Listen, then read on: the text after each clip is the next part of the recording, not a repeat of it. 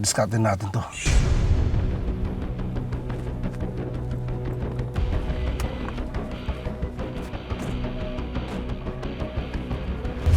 Si Jinhot Peter po kasi. Sobrang competitive. To the point po na meron pong bata na nasaktan dahil sa kanila eh.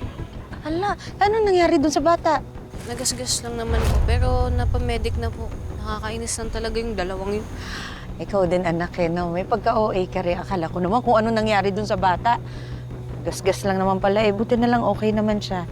Eh, ang goal ko pa naman today, eh mag-enjoy ka dapat ng bonggang-bongga. Halika na. Nay, ako na po. Eto, Kaya ko naman.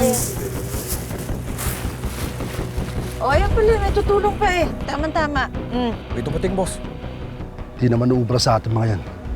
Kapag bumalag, itumba natin. Tulong naman please. Lalaki ayan. niyo. Joey, we are really sorry. Pasensya ka na sa amin, ha? Sorry nasira pa namin ang araw mo. Kiss.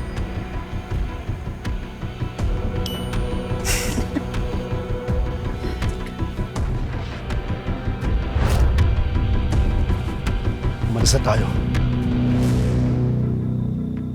Bakit, boss? Ano ko ba kaya natin yung mga yan? Bobo! Bayaw ni Verdugo yung isa. Hindi pwede makita niya ako. Oh, you can give it. Kaya niyo na yan.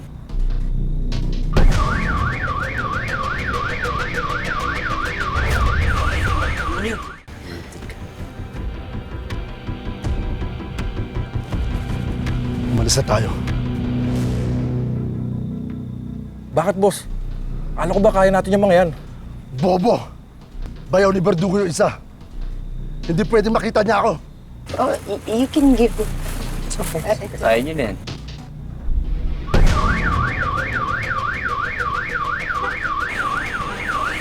Ano yun?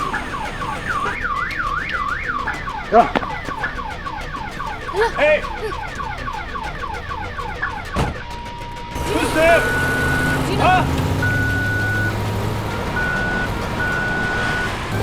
Wilson, baka na! Uy! Hoy! Bumalik kayo dito! Hindi ko alam kung sino yung mga yan!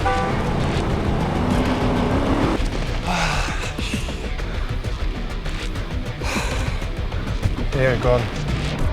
Loko yung isa. Nakita ko yung isa doon may baril pa eh. Both of them, they have guns. Did you anyone see the face? Not me. Maybe you can use your intelligence powers para malaman natin kung sino sila. There was no plate on the car. I can't make a trace on them. Ano kayang balak ng mga yun? Joey tsaka si Aling Clarissa. Tara, punta natin. Balikan natin, tara. Let's go, let's go! Nai-report ko na yung dalawang armadong lalaki. Mag-iikot daw sila kasi baka may umaaligid pa sa paligid. Eh, panigurado naman pong di na po babalik yung mga yun. Siguro natakot na po yun sa mga pasaway na to. Pero in fairness po kahit pasaway po silang tatlo, matitikas naman, tsaka listo. Pero natektahan po nila kami ni nanay. Kaya salamat